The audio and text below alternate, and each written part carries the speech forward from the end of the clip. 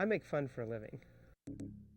Well, my name is Louis Castle. I'm the Vice President of Creative Development for Electronic Arts Los Angeles, and I'm the co-founder of Westwood Studios, which created Command & Conquer. I didn't think that I'd ever be into video games as a business, but got into architecture, saw some CAD/CAM stuff, decided I had to learn computers, and once I learned more about them, I figured out that that was a pretty good place for me to mix art and technology. And having a little bit of both in my background, that seemed like the right place to go. Gaming was the place to be if you wanted to be pushing graphics. And this is a time, this goes way back before there were even graphics tools to do any graphics. We were typing in code just to get a couple of pixels on the screen. Well, Westwood started because a very good friend of mine, Brett Sperry, he needed a printout. And I worked at a computer store, I had a printer. So he came over one afternoon, we sat in my office, my actually converted garage, which also doubles my bedroom, and we sat down and talked about all sorts of different opportunities we might have in the future. We literally started with no money, right out of my garage. We even had an employee working out of this back converted garage before we actually got our first offices. So it started from very humble beginnings.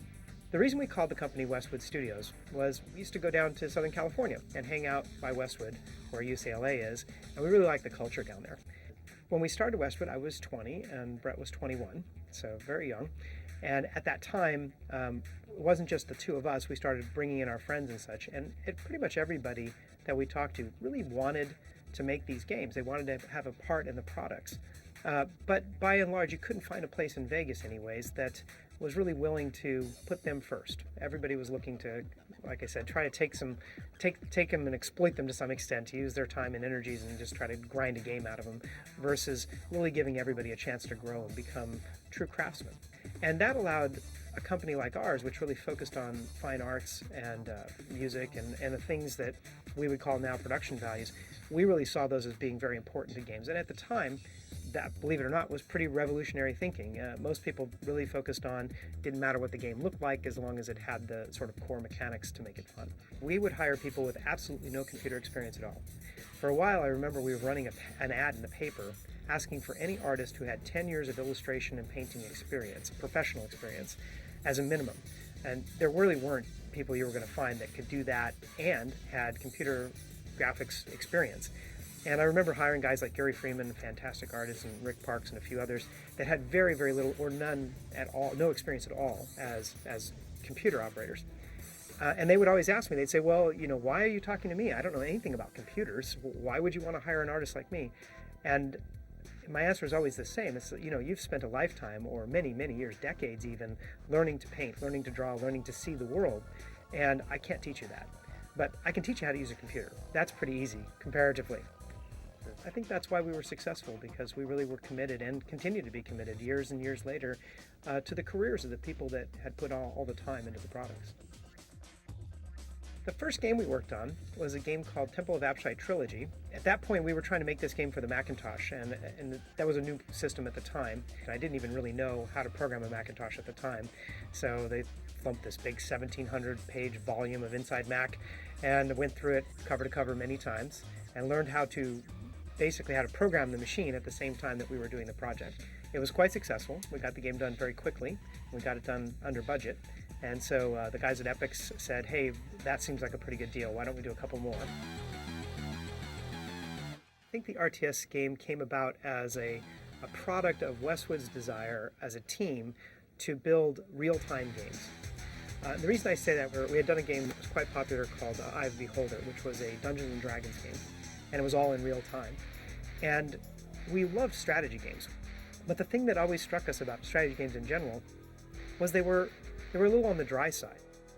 So what was really exciting and what seemed to really get everybody's fires going was, what if you had to do the strategy game where you're moving units around, you're building units, you're deciding how you're going to spend your resources, but at the same time, you weren't able to have the luxury of waiting until your opponent moved. You had to do it all in real time, right there on the spot. And by the way, somebody else is trying to beat you at the same time. So all of this stuff happening at once and really feeling like you're competing against somebody was what really drove the genre. It really makes real-time strategy games so much different than a typical strategy game.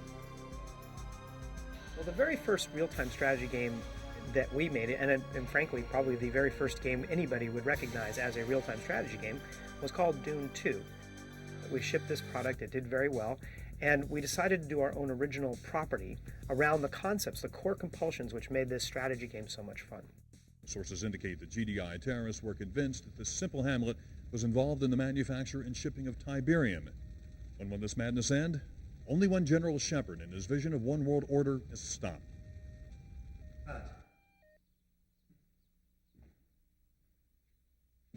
Excellent. Now, do it again in French and German. I want 300 copies made and sent to every TV station in Europe. We have the satellite for another 10 minutes. Is that camera still running? If we want to live in a different world. With Command and Conquer, what we did was we took this idea of this real-time strategy, the pressure of having to make these strategic decisions, and we wanted to put it into a context which was really accessible to that day. But the story of CNC really came about the conflict between good and evil, and to cast that evil character at the time, we really wanted to reach into what was at the heart of most people's fears. And at the time, we weren't afraid of the Soviets or anything else. We were very much afraid of, the world was afraid of terrorism. And Brett and Edie and Joe came up with this great story idea of, why don't we take this really charismatic, megalomaniacal guy who would gather together a bunch of terrorists and create an organization and take on the world. And of course, that's what CNC is all about, this terrorist organization called the Brotherhood of Nod. And of course, if something existed like that, the world would have to react.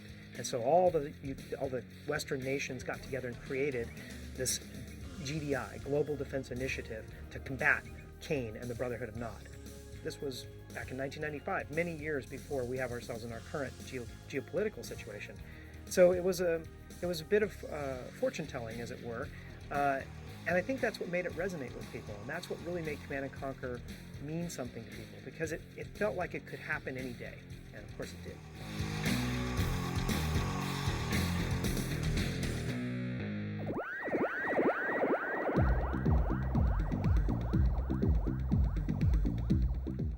In the creation of the original Command and Conquer, there was a lot of hard days, I guess. You know, there was a couple of years worth of work that went into that product. The boys at R&D have completed preliminary testing on the ion cannon. And so everybody in the company, even the people not working on the product, had a really clear sense that this was something different and something special. So we were inspired, I think, in ways that you can only be inspired of by just a passion and a love of the business, to really stretch, to really push ourselves. I remember talking to Brett one time about the movies, and he said, well, they have to be full screen, and they have to be full color, and they have to play off a CD-ROM with audio. But you can't do that. It's like, well, we'll just have to figure out how, because that's what it has to be. Clearly, we were very, very cutting edge. One of the very first companies to put out what looked like movies for your computer. I need you and Morelli to take a couple of these babies up and put them through the mill. But at the same time, the things we were doing in real-time strategy were quite difficult. Hundreds and hundreds of units all having to figure out where they're going to go on the map all at once. Back in those days, the CPU and the computing power overall just wasn't there. So those were really hard problems to solve. So between being this armchair general that commanded all these troops in real time against other generals, and this incredible storyline that really felt like it was coming off the front pages of the paper, that's what really solidified CNC as a story to be timeless. Stand by, I'll link us up. Condition critical. No why not have this beach bottled up? They're protecting the big Tiberium refinery that intelligence somehow missed.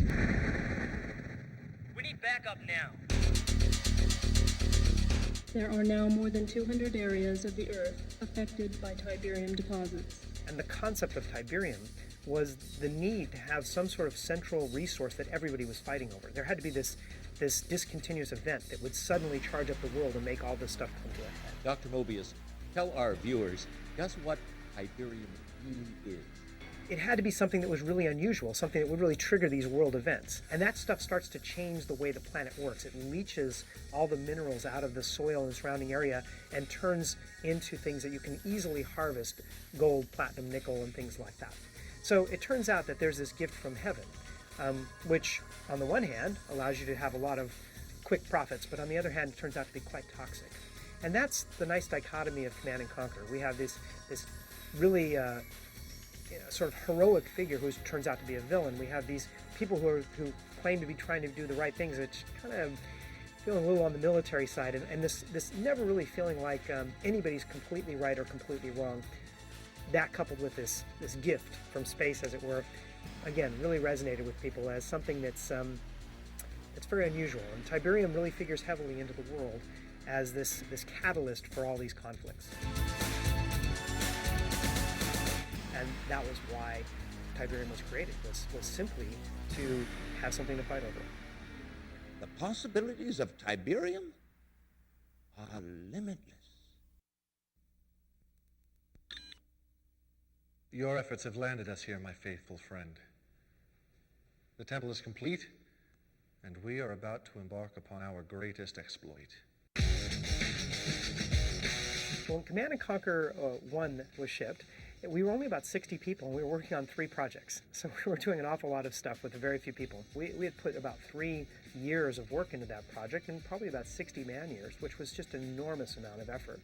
And at the time, a lot of people didn't think that the game had a lot of possibilities. We had original forecasts in tens of thousands of units, like 60,000 units, versus the 2+ million that we sold. So it was quite a leap of faith to get that product out. Now, once we actually showed it to the public, once we saw the people's eyes light up, once we saw them playing, I think everybody kind of got a hold of the idea that this is something really different, something special, something big.